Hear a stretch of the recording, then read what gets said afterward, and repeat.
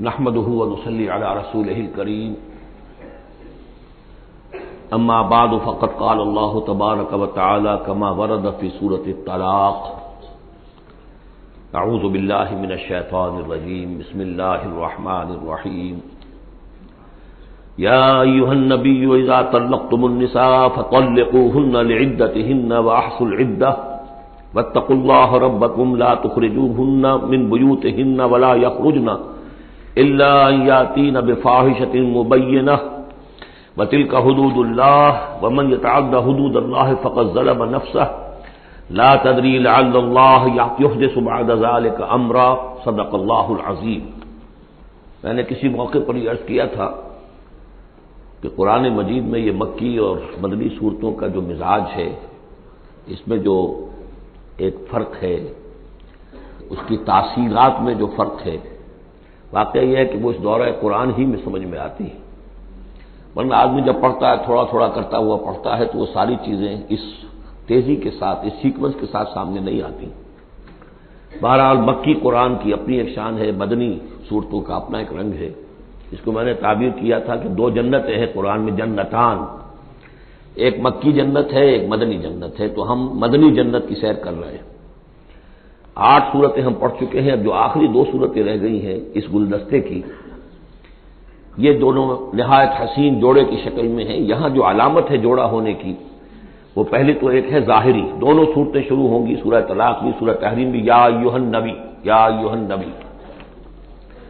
دوسری یہ کہ دونوں کا موضوع جو ہے وہ اسلام کا معاشرتی نظام ہے۔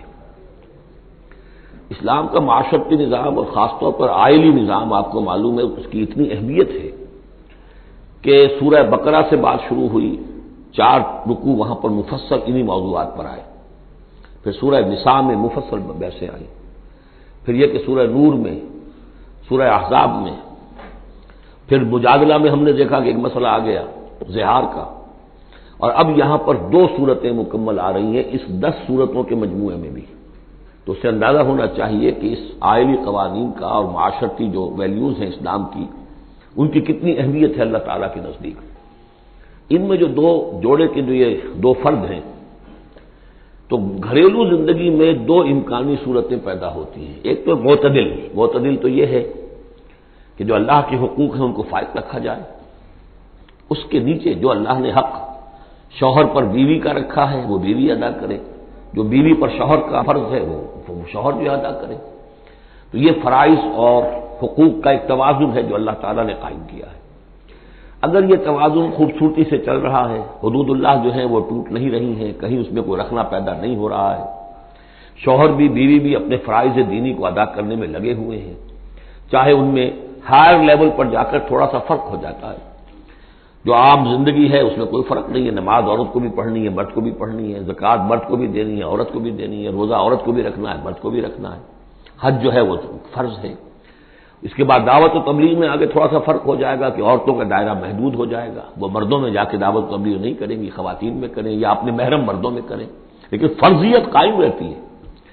اور اس سے اوپر جا کر تیسرے لیول پر اور ذرا بالواسطہ ان کا معاملہ ہو جاتا ہے، مردوں کے ذریعے سے وہ اقامت دین کی جو میدان کے اندر معاملے ہیں، جنگیں ہیں اور میدان میں جا کر مقابلے ہیں، وہاں ان کا جو رول ہے وہ بالواسطہ ہو جائے گا۔ ان کے بیٹے، ان کے بھائی، ان کے شوہروں کو زیادہ سے زیادہ وہ آزادی دیں، انہیں ریلیو کریں اپنے بوجھ سے، اولاد کی پرورش کا بھی سارا بوجھ اپنے اوپر لے لیں، شوہر کا حصہ جو ہے وہ بھی خود ادا کریں تاکہ شوہر یکسو ہو کر اپنا زیادہ سے زیادہ وقت جو ہے اقامت دین کی جد و جہد میں لگا سکے۔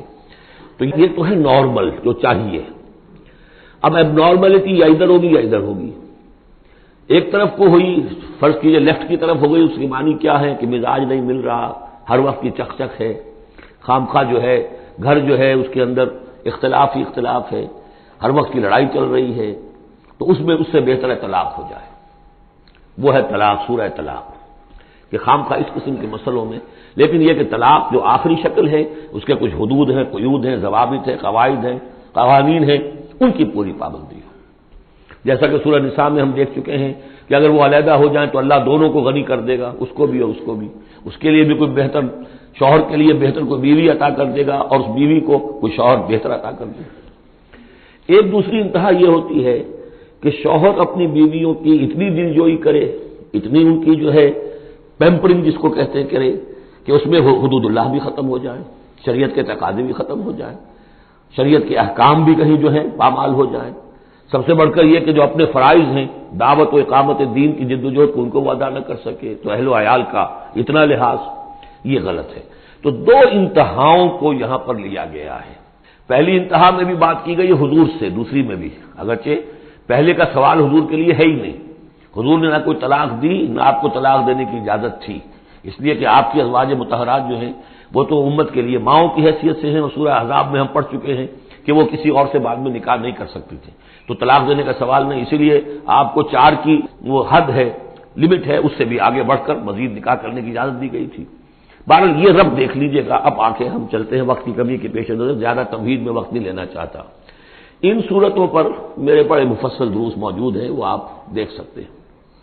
یا ایھا النبی اذا طلقتم النساء فطلقوهن لعدتهن، اے نبی جب آپ لوگ نکاح اور اپنی عورتوں کو طلاق دیں، اب دیکھیے یا ایھا النبی واحد، طلقتم النساء فوراً جمع کا صیغہ، اس لیے کہ حضور سے تو یہ متعلق ہی نہیں ہے۔ حضور کو تو مسلمانوں کے نمائندے کی حیثیت سے اور معلم کی حیثیت سے اور ہادی کی حیثیت سے خطاب کیا گیا، اصل میں مسلمانوں سے ہے کہ جب تم طلاق دو اپنی بیویوں کو فطلقوهن لعدتهن، تو ان کی عدت کے حساب سے طلاق دو۔ عدت جو ہے وہ ایک تو یہ کہ طہر میں طلاق دی جائے، حیض کی حالت میں نہ ہو، اور پھر یہ ہے کہ اگر دینی ہی ہے تو پھر اس کے بعد بھی جو طلاق دی جائے وہ بھی پھر طہر کی حالت میں دی جائے۔ اس طریقے سے جو بھی قوانین ہیں، وہ احصل العدہ، عدت کا پورا لحاظ رکھو۔ وہ عدت اس طریقے سے بھی ہے کہ مطلقہ جو ہے جو عدت اس کی ہوگی اس کے اندر وہ کوئی اور شادی نہیں کر سکتی، البتہ عدت پوری کرنے کے بعد وہ آزاد ہوگی۔ عدت اس اعتبار سے بھی ہے کہ اگر طلاق رجعی ہے تو وہ اسی عدت کے اندر شوہر واپس اپنی بیوی کو لوٹا سکتا ہے، اور اگر وہ 1 یا 2 طلاقیں تھی، طلاق بائن ہو گئی ہے، ان کے درمیان سیپریشن ہو چکی ہے، تب بھی وہ بغیر کسی اور حلالے وغیرہ جس کو ہمارے ہاں کہتے ہیں کہ عورت کے لیے ضروری نہیں ہے کہ وہ کسی اور سے نکاح کرے پھر وہ طلاق دے تو سابق شوہر سے اس کا نکاح ہو، بلکہ یہ کہ وہ دوبارہ نکاح کر سکتے ہیں اگر صرف 2 طلاقوں کے بعد عدت ختم ہوئی تھی۔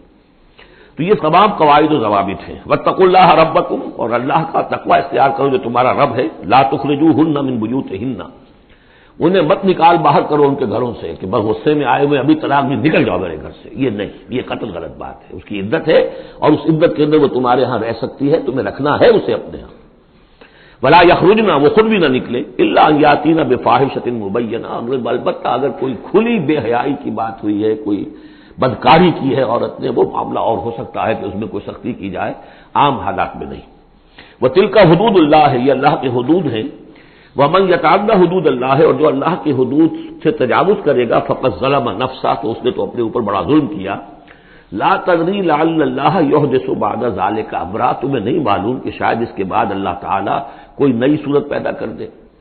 غصے میں آ کے ایک طلاق دی، بیوی ابھی عدت کے اندر گھر ہی میں ہے، ہو سکتا ہے کہ وہ غصہ ختم ہو جائے، اسی میں ایک ہی طلاق دی تھی رجوع کر لیا جائے، اللہ تعالیٰ کیا پتہ ہے، اور کوئی حالات ایسے پیدا ہو جائے، نئی صورت پیدا ہو جائے کہ اس سے آگے بات بگڑے ہی نا۔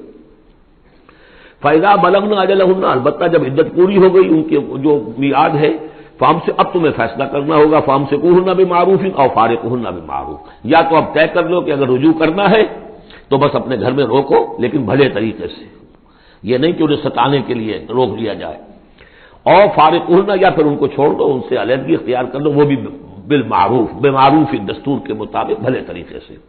وَأَشْهِدُوا ذَوَيْ عَدْلٍ مِّنكُمْ، اور اس رجعت اگر تم رجوع کر رہے ہو تو 2 اپنے گواہوں، 2 اپنوں میں سے جو معتبر لوگ ہوں جن پر اعتماد کیا جا سکتا ہے انہیں گواہ بنا لو کہ میں نے طلاق دی تھی، اب میں اس کو رجوع کر رہا ہوں، تو یہ 2 گواہ اس کے ہیں۔ وَأَقِیمُوا الشَّهَادَةَ لِلَّهِ، اور یہ گواہی قائم کرو اللہ کے لیے۔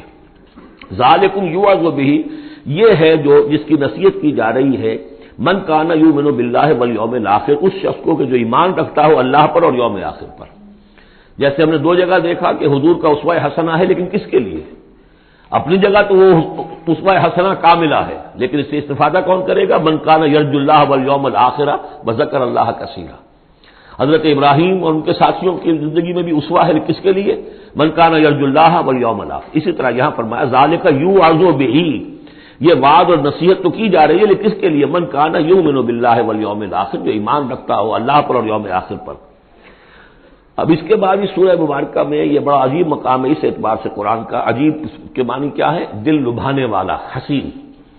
یہاں اللہ کے تقوی کا جو مقام اور مرتبہ واضح کیا جا رہا ہے اللہ کی نگاہ میں، اگر واقعتاً حقیقی تقوی ہے، صحیح تقوی ہے، قلب کا تقوی ہے، جیسے کہ حضور فرماتے تھے اپنے دست مبارک سے 3 مرتبہ آپ نے اشارہ کیا اپنے سیرہ مبارک کی طرف، التقوی ہا ہونا، التقوی ہا ہونا، التقوی ہا. تقوی یہاں ہوتا ہے، دل میں تقوی ہے تو تقوی ہے.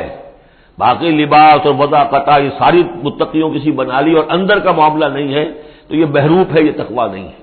لیکن حقیقی تقوی ہو تو پھر اس کا کیا مقام ہے؟ اب دیکھیے پہلی بات آ رہی ہے، وَمَن يَتَّقِ اللَّهَ يَجْعَل لَّهُ مَخْرَجًا.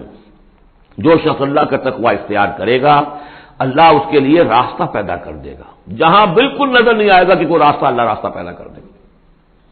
بالکل نظر نہیں آ رہا تھا موسیٰ کے ساتھیوں کو کہ اب کیسے بچیں گے، پیچھے لشکر آگے آگے سمندر ہے، اللہ نے راستہ پیدا کیا.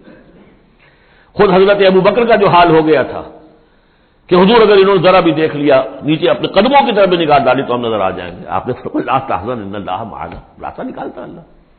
پھر حضور گئے طائف، لیکن وہاں سے خالی ہاتھ آئے. مدینے میں اللہ نے خود ہی کھڑکی کھول دی، 6 آدمی ایمان لے آئے، آپ گئے ہی نہیں اور وہاں انقلاب بھی آ گیا. عظیم. اس اعتبار سے اللہ مخرج پیدا کرتا ہے. تم صحیح طریقے پر چلتے رہو، تقوی اختیار کرو، صحیح راستے پر جد و جہد کرو، یہ کام اللہ پر چھوڑو. کب اسے منظور ہے اس کا کامیاب ہونا؟ جب ہوگا وہ راستہ ایسا کھول دے گا کہ تمہیں گمان بھی نہیں ہوگا. وَيَرْزُقْهُ مِنْ حَيْثُ لَا يَحْتَسِبُ، اور اسے رزق دے گا وہاں سے جہاں سے اسے گمان بھی نہیں ہوگا. اقامت دین کی جد و جہد ہو، غلبہ دین کی جد و جہد ہو، اپنے آپ کو اجن صلاتی و نسکی و محیایا و مماتی اس کا فیصلہ کرنا ہو تو سب سے بڑی رکاوٹ آتی کھائیں گے کیا؟ تو اللہ تو کہتا ہے رازق میں ہوں. ہے ایمان اور یقین اس پر؟ کر کے دیکھو تو صحیح، اس پر اعتماد تو کرو. لیکن یہ کہ اس پر اعتماد کرنا، توکل، بڑی مشکل بات ہے. وہ تو جتنا ایمان ہوگا اتنا ہی اعتماد ہوگا، اور گہرا ایمان ہوگا گہرا اعتماد ہوگا. وَمَن يَتَّقِ اللَّهَ يَجْعَل لَّهُ مَخْرَجًا وَيَرْزُقْهُ مِنْ حَيْثُ لَا يَحْتَسِبُ وَمَن يَتَوَكَّلْ عَلَى اللَّهِ فَهُوَ حَسْبُهُ. یہ تو ابھی تقوی والے کی بات ہے کہ وہ وہاں سے رزق دے گا جہاں سے اسے ملے گا بھی نہیں، اور جس نے اللہ پر توکل کر لیا تو وہ اس کے لیے بہت کافی ہو جائے گا. توکل کر کے تو دیکھو، حسبہ وہ اس کے لیے کافی ہے. یہاں تک فرمایا ہے حدیث قدسی میں، حدیث میں من کان فی حاجت اخیہ کان اللہ فی حاجتہ. اگر کوئی مسلمان اپنے کسی بھائی کی ضرورت پوری کرنے میں لگ رہا ہے، اپنا وقت صرف کر رہا ہے، اللہ اس کی ضرورت پوری کرنی شروع کر دیتا ہے. فکر ماں در کار ماں آزار ماں، کار ساز ماں بے فکر کار ماں. یہ فارسی شاعری کے اندر یہ دینی حقائق ہے. کار ساز ماں بے فکر کار ماں، میرا کارساز میرے کاموں کی فکر کر رہا ہے، میں نے اپنے آپ کو اس کے کام کے لیے لگا دیا. وہ دنیا میں بھی ذرا سا بھی کوئی شریف انسان ہوگا، آپ اس کے ہو جائیں وہ آپ کو چھوڑ دے گا پھر کہیں؟ شرافت ہو، مروت ہو اس میں. آپ اللہ کے بن کر تو دیکھیے، پھر وہ کارساز ہے. کارساز ماں بے فکر کار ماں، فکر ماں در کار ماں آزار ماں. جب میں اپنے معاملات کی فکر خود کرتا ہوں، کوئی نہ کوئی ٹھوکر کھاتا ہوں، کوئی نہ کوئی غلطی کرتا ہوں، آزار اپنے سر کے اوپر پیدا کر لیتا ہوں. اپنے آپ کو حوالے کرو. اس کا نام ہے تفویض الامر الی اللہ. افوض امری الی اللہ ان اللہ بصیر بالعباد. ان اللہ بالغ امرہ، اللہ تعالیٰ تو اپنا معاملہ تو پورا کر کے ہی رہتا ہے. وہ تو دین کو غالب کرنا ہی ہے. کون اس کے اندر نفع کما گیا، کون محروم رہ گیا، یہ ان کی قسمت ہے. ابو بکر اور عمر اور عثمان اور علی اور عبد الرحمن ابن عوف یہ اپنی بازی جیت گئے. ابو جہل ابو لہب محروم رہ گئے. یہ تو اب ان کا معاملہ ہے. اللہ تو اپنی بات پوری کرا دے گا، اور اس دنیا کے ختم ہونے سے پہلے پہلے پورے عرضی پر اللہ کا دین غالب ہوگا. یہ ہونا ہے. دیکھنا یہ ہے کہ تم اس بہتی گنگا میں کو ہاتھ دھونے کو تیار ہو یا نہیں، یا تم محرومین کی فہرست میں اپنے آپ کو لانا چاہتے ہو. بس اپنا تن من دھن لگا دو اس کے اندر. تمہاری ہڈیوں کا چورا ہو کر بھی اس نئی تعمیر کی بنیادوں میں اگر لگ جائے تو بہت بڑی کامیابی. قد جعل اللہ لکل شیء قدرا، بہت عمدہ مقام ہے، اللہ نے ہر چیز کے لیے ایک اندازہ مقرر کیا ہوا ہے، کب اللہ کی مدد آئے گی یہ بھی اس نے طے کیا ہوتا ہے. You have to qualify, pre qualification conditions ہیں، تب مدد آئے گی، یوں نہیں آتی مدد. اپنا سب کچھ لگا دو پھر کہو کہ اللہ میری 15 برس کی کمائی کل میدان میں نے وجود ڈالی ہوئی ہے، 15 برس کی کمائی، دن کی اور رات کی کوششیں ہیں میری، صبح اور شام کی کوششیں ہیں میری، 15 برس وہ میدان میں نے لا کے ڈال دی ہے. تب پکارو اللہ کو.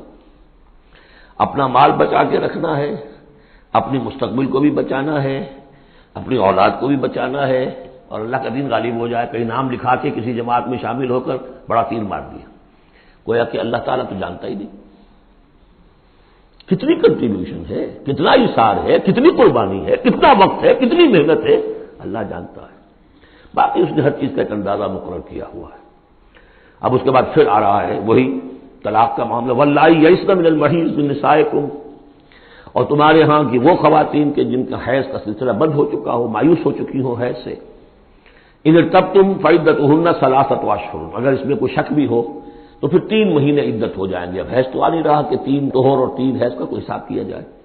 واللائی لم یحضن، اور وہ ابھی بچپن میں نکاح ہو گیا کیونکہ ہو جاتا تھا، اور ابھی بچی کو جو ہے وہ ابھی ایام شروع ہی نہیں ہوئے ہیں، تو اب ان کی عدت کیسے ہوگی اگر ان کو طلاق دے دی گئی؟ تو ان کے لیے بھی یہ کہ 3 مہینے. وَأُولَاتُ الْأَحْمَالِ أَجَلُهُنَّ أَن يَضَعْنَ حَمْلَهُنَّ، اور جو حاملہ ہوں ان کی پھر عدت یہ ہے کہ وہ وضع حمل ہو جائے، بچے کی پیدائش ہو جائے، اس کے بعد وہ ان کی جو ہے عدت ختم ہوگی. یہ بھی ہو سکتا ہے کہ پورے 8 مہینے لگ جائیں، 9 مہینے لگ جائیں، 4 مہینے ہو، 6 ہو، واللہ اعلم. وَمَن يَتَّقِ اللَّهَ، پھر دیکھیے تقویٰ، وَمَن يَتَّقِ اللَّهَ يَجْعَل لَّهُ مِنْ أَمْرِهِ يُسْرًا، جو اللہ کا تقویٰ اختیار کرتا ہے اللہ اس کے کاموں میں آسانی پیدا کر دیتا. فَسَنُيَسِّرُهُ لِلْيُسْرَىٰ، ذَلِكَ أَمْرُ اللَّهِ أَنزَلَهُ إِلَيْكُمْ، یہ اللہ کا حکم ہے جو اس نے نازل کر دیا ہے تمہاری طرف. اللہ یہ ذمہ داری لے رہا ہے اپنے اوپر. وَمَن يَتَّقِ اللَّهَ يُكَفِّرْ عَنْهُ سَيِّئَاتِهِ، اور جو اللہ کا تقویٰ اختیار کرے گا اللہ تعالیٰ اس کی برائیوں کو، اب یہ آخرت کا معاملہ ہو رہا ہے، اس کی برائیوں کو، اس کے گناہوں کو اس کے نامہ اعمال سے دھو دے گا. وَيُعْظِمْ لَهُ أَجْرًا، اور اس کے لیے بہت بڑا اجر اور ثواب ہے جو عطا کرے گا. اسکنوہن من حیث سکنتم من وجدکم، اب کسی عورت کو طلاق دی ہے، ایک طلاق دی ہے، عدت میں رکھنا ہے گھر میں، وہ پہلے آ چکا ہے، لیکن گھر میں ایسا نہ ہو کہ کہیں کسی ملازمہ کی کوٹڑی میں ڈال دو اس کو. اسکنوہن من حیث سکنتم، وہیں رکھو جہاں تم رہتے ہو، من وجدکم، جو بھی تمہاری جو مقدور ہے اس کے مطابق، اسی سٹیٹس کے ساتھ. ولا تضاروہن لتضیقوا علیہن، اور انہیں کوئی تکلیف نہ پہنچاؤ کہ ان پر تنگی کر دو کہ وہ خود ہی جلدی سے روانہ ہو جائیں، گھر چھوڑ کے نکلنے پہ مجبور ہو جائیں. وَإِن كُنَّ أُولَاتِ حَمْلٍ، اور اگر وہ حاملہ ہوں، فَأَنفِقُوا عَلَيْهِنَّ، تو اب ان کے اوپر خرچ کرو، ان کا دان نفقہ وہ تمہارے ذمے ہے. حَتَّى يَضَعْنَ حَمْلَهُنَّ، یہاں تک کہ پھر وہ واضح حمل سے فارغ ہو جائیں. فَإِنْ أَرْضَعْنَ لَكُمْ، پھر اگر وہ تمہارے لیے، تمہارے بچہ تو تمہارا ہے، اس کو اگر دودھ پلاتی ہیں، فَآتُوهُنَّ أُجُورَهُنَّ، تو انہیں ان کا اجر اور ان کا بدلہ عطا کرو.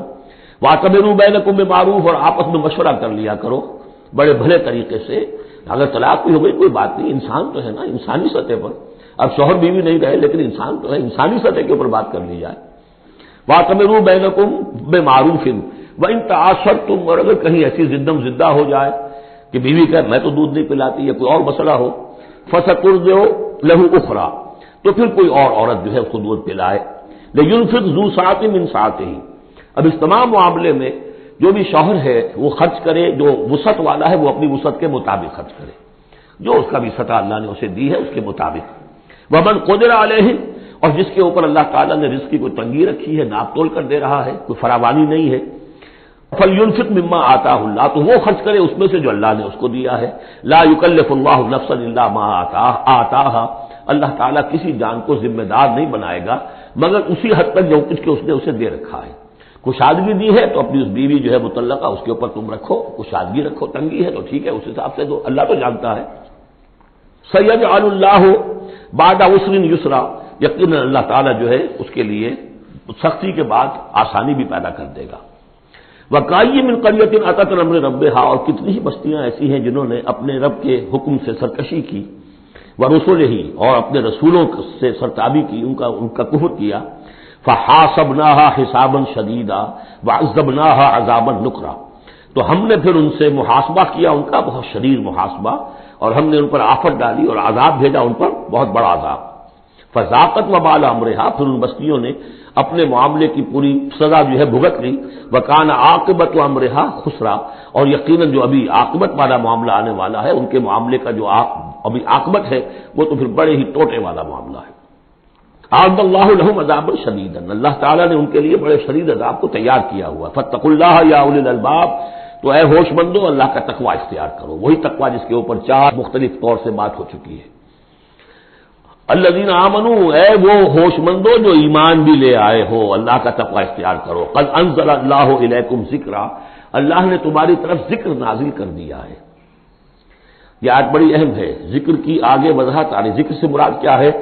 رسولا یتلو علیکم آیات اللہ مبینات لیخرج الذین آمنوا وعملوا الصالحات من الظلمات الی النور، رسول کہ جو پڑھ رہا ہے آیات اللہ کی تم پر، تمہیں سنا رہا ہے، اور وہ آیات بینات ہیں، تاکہ نکالے وہ تمہیں ان لوگوں کو جو ایمان لائے اور جنہوں نے نیک عمل کیے اندھیروں سے نور کی طرف۔ تو ذکرا، قد انزلنا الیکم ذکرا، اور ذکرا کی وضاحت رسولا یتلو علیکم آیات اللہ مبینات، یہی بات پھر آگے جا کے سورہ بینہ میں آئے گی، ابھی صرف نوٹ کر لیجئے، پھر جا کر بات پوری واضح وہاں ہوگی۔ ومن یؤمن باللہ ویعمل صالحا یدخلہ جنات تجری من تحتہا الانہار خالدین فیہا ابدا، اور جو کوئی اللہ پر ایمان رکھتا ہے اور نیک عمل کرتا ہے، اور نیک عمل سے مراد ایمان کے جملہ تقاضے۔ اب نیک عمل جب مکے میں جب تک تھے حضور، نیک عمل کیا تھا؟ ابھی شراب بھی حرام نہیں ہے، جوا بھی حرام نہیں ہے، سود بھی حرام نہیں ہے، پہلے 10 برس نماز پنج گانا بھی نہیں ہے۔ اس وقت نیک عمل کا کیا مطلب ہے؟ اللہ پر ایمان اور اس کی دعوت، اور تکلیف آئے تو استقامت اور جھیلنا۔ نماز آئی تھی، رات کو کھڑے رہا کرو اللہ کے سامنے، اس وقت کا نیک عمل یہ تھا۔ اب جیسے جیسے آیا مدینے میں آ گئے، اب جہاد ہے، قتال ہے، انفاق ہے، مال خرچ کرو، اب روزہ بھی فرض کیا گیا، اب نماز پنج گانا بھی جو ہے 2 سال پہلے ہو چکی ہے، اب تمہارے اوپر زکوٰۃ بھی ایک نصاب کے حساب سے آ گئی ہے، عشر بھی آ گیا ہے، اب یہ ہے۔ تو جس وقت دین کا جو تقاضا ہے وہ پورا کرنا، جملہ تقاضے، وہ عمل صالح ہے۔ ہمارا تصور یہ ہوتا ہے جہاں قرآن میں عمل صالح آیا، نماز، روزہ، ذکر، یہ اذکار، یہ ہمارے ذہن میں آتا ہے، ہم اس کو پڑھتے ہیں اپنے ذہن میں صرف ان چیزوں کے حوالے سے، جبکہ عمل، جدوجہد، محنت، وہ ہر جگہ جو حکم ہے اس وقت کا حکم ہے۔ ومن یؤمن باللہ ویعمل صالحا یدخلہ جنات تجری من تحتہا الانہار خالدین فیہا ابدا، وہ داخل کرے گا ان باغات میں جن کے نیچے ندیاں بہتی ہوں گی، اور اس میں وہ رہیں گے ہمیشہ ہمیش ابدا۔ قد احسن اللہ لہ رزقا، اللہ تعالیٰ نے اس کے لیے بڑا عمدہ رزق فراہم کیا ہے۔ اب ایک آیت آ رہی ہے جو آیات متشابہات میں سے ہے، تاحال اللہ الذی خلق 7 سماوات، جیسے تو یہ کہ 7 آسمانوں کا معاملہ بھی میں بار بار عرض کرتا رہا ہوں کہ ابھی آیات متشابہات میں شمار ہوگا۔ وَمِنَ الْأَرْضِ مِثْلَهُنَّ، اللہ تعالیٰ نے 7 آسمان بنائے ہیں اور زمین میں سے بھی اتنی ہی، ویسی ہی، گویا کہ زمینیں بھی کوئی 7 زمینیں ہیں۔ اب اس پر یہ ہے کہ مختلف مفسرین نے اپنے اپنے اندازے، زمین کے 7 طبقات ہیں یا کچھ اور، لیکن بہرحال ابھی ہم نہیں سمجھ سکیں گے، کوئی 7 زمینیں بھی ہیں، کسی وقت آ کر یہ حقیقت منکشف ہو جائے گی۔ یتنزل الامر بینہن، اور یہ آسمان اور زمین کے درمیان اللہ کا امر نازل ہوتا ہے، جیسے کہ ہم پڑھا ہے سورہ سجدہ میں، یدبر الامر من السماء الى الارض ثم یعرج الیہ فی یوم کان مقدارہ 1000 سنۃ مما تعدون، یہ 1000 سال کی اللہ تعالیٰ کی ایک پلاننگ ہوتی ہے، آسمان سے زمین کی طرف اس کا فیصلہ جو ہے وہ آتا ہے، فرشتے لے کر آتے ہیں، تنفیذ ہوتی ہے، اور پھر یہ کہ وہ امر جو ہے اٹھا لیا جاتا ہے۔ اب اگلے 1000 سال کا دوسرا امر ہے جو اللہ کی طرف سے اگلے دن کا لیے طے ہو چکا ہے۔ لِتَعْلَمُوا أَنَّ اللَّهَ عَلَىٰ كُلِّ شَيْءٍ قَدِيرٌ، تمہیں اس کا یقین رہنا چاہیے کہ اللہ تعالیٰ ہر چیز پر قادر ہے۔ میں نے یہ بات عرض کی ہے کہ 2 صفات اللہ کی ہیں جس میں یہ انتہائی اہمیت کے ساتھ عَلَىٰ كُلِّ شَيْءٍ قَدِيرٌ بِكُلِّ شَيْءٍ عَلِيمٌ، ان 2 صفات کا تو مراقبہ اتنا گہرا ہونا چاہیے کہ کبھی شک نہ آنے پائے کسی چیز کے بارے میں۔ وَأَنَّ اللَّهَ قَدْ أَحَاطَ بِكُلِّ شَيْءٍ عِلْمًا، دیکھیے دوسری بھی آ گئی علم، اور یہ کہ اس نے ہر شے کا، اس کے علم کا احاطہ کیا ہوا ہے۔ نہ اس کی قدرت سے باہر کچھ ہے، نہ اس کے علم سے باہر کچھ ہے۔ بارک اللہ لی و لکم فی القرآن العظیم ونفعنی وإیاکم بالآیات والذکر الحکیم۔